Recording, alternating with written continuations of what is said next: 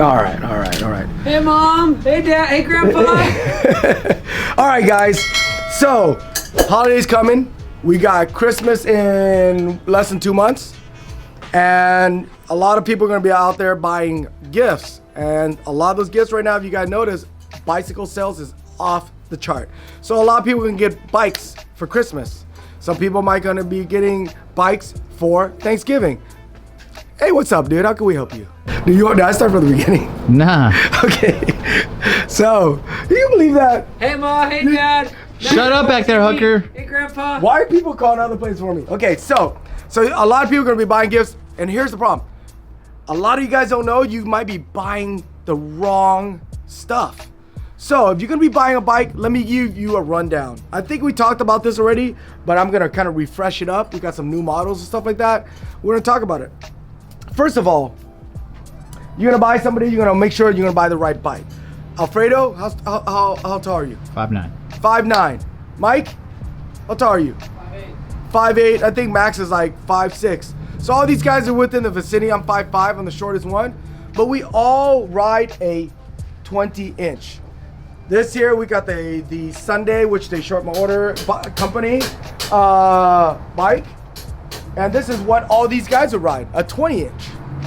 A quick rundown, guys, just in case. Okay, I'm gonna kind of backpedal a little bit, just to give you guys a brief reference. This here is a 12-inch, 12-inch wheels. Looky here, 16-inch, 18-inch, 20-inch, and 24-inch. Crap, that's 29. Sorry, guys, 29-inch. Again, go back to what these guys are all within like the 5'5", 5'8". So they all ride what we consider a 20-inch. If you guys look at me standing on a 20-inch, no short jokes, guys. Look at me standing up to a 20-inch. My belly button's about right here. It's about grip height. Look at the angle of my bars. My arm on the bars right here. Okay? Even when I sit down, you look at my position. Look at my position here. When I stand up, I can let go of the bike will roll right through. When you're buying a bike, you want to make sure something's like that. If Alfredo sits on the bike, he's going to have a slightly higher position, but his arm is still going to be like this. It's still going to be I guess you want to say a negative 90 degree, right? Okay, so this is 90 degree. It'll be like a negative 90 degree. This is how I normally size somebody up. Somebody's gonna go, as a matter of fact, they were in here. I wish you were here a little bit earlier. It would have been perfect. Customer came in, little junior's about this tall, and the parent goes, yeah, this 18-inch is a little bit too small. Let's put the kid on this. Remember, the kid's about this tall. The kid standing on this was like me standing on this 29. Look at that. Look at my arm. That 90 degree, I'm actually a 90 degree plus. This is what that kid looked like on a 20-inch. Like me on this. Look, I can't let go of the bike unless I step over. So if I was to let go of this bike and ride and eat crap or something like that, I cannot let go. I'm gonna get tangled on this bike, I'm gonna fall down. You look at my belly button, look, it's all the way down here by the stem. This bike, it's big for me, but I could still buy this and cruise with this. But if you wanna talk about a proper BMX size, yes, some of you guys said that, but hey, wait a second, Phu, this is a BMX bike. It is. It's a bigger format, it's a BMX XL, but for the majority, Alf, Max, Tucker, me, Ethan, any of y'all out there, you guys gonna ride a 20-inch. So if we're all riding 20-inch and we all have that position on the bike, don't you think if a little guy, he should be having that same position on the little bikes? Otherwise, you're gonna put him on this, he'll be standing like this, it's like me on that.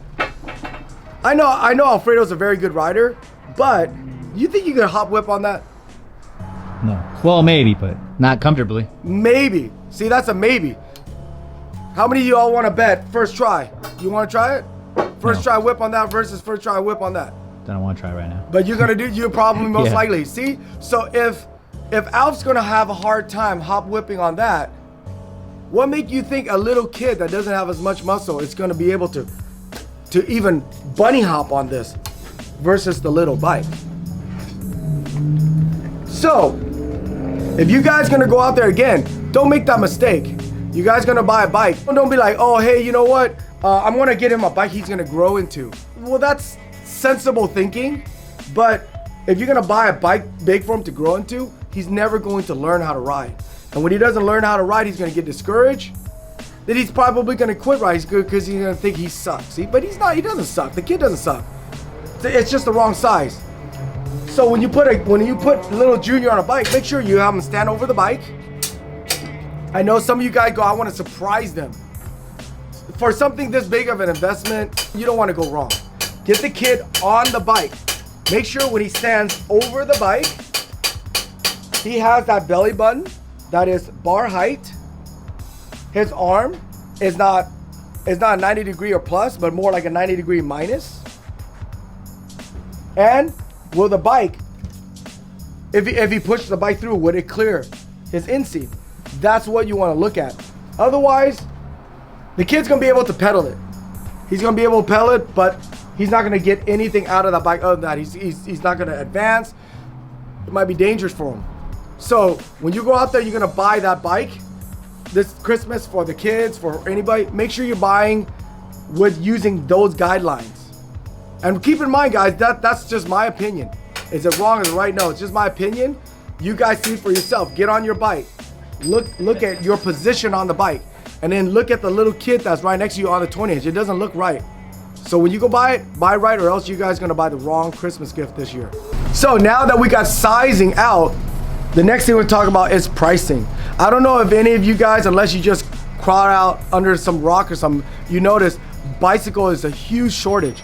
Bicycles, bicycle parts, all that's a huge shortage. If you look at our shop, some people that are familiar with our shop, they're like, hey, you know what, you're very understocked. We are, because there's no inventory. So I'm gonna talk to you about pricing, but a little bit different from the regular pricing, because a lot of the bikes now, because they're so hard to get, they're not gonna be at regular price. Some of the bikes you're gonna see is gonna be slightly inflated because there is no supply. And actually, I think we were just talking about it. After this election, there might be no bikes left because all the crackheads probably stole them all. So if you guys want to get a good deal, you could go to Crackhead or us that you can get some bikes from. Okay, so there won't be any bikes in a shop for you to buy. So again, the pricing of bikes, I'm not gonna get into detail on oh, how much is this and how much is this. Just be aware that the price is going to be slightly inflated throughout all bike shop because there is no supplies.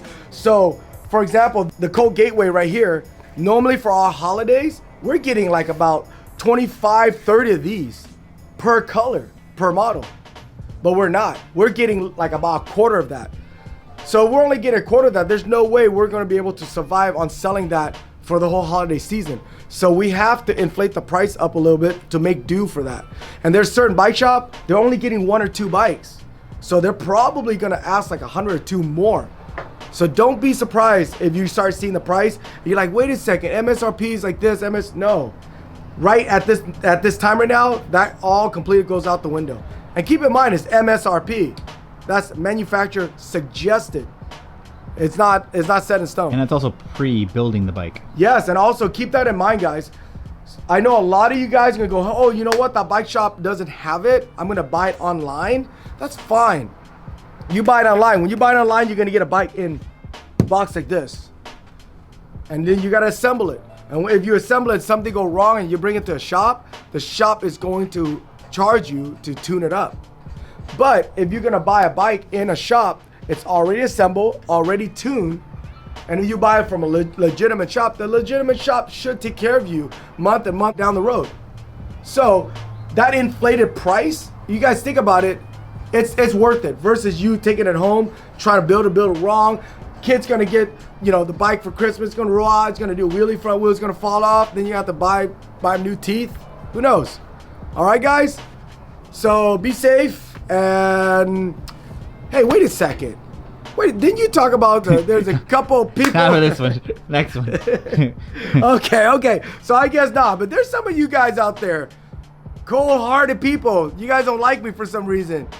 Got something to say? Got some beef? Well, I'm going to squash that beef with you guys. You got something to say? Say it. All right? We're going to settle this. All right, guys. Later.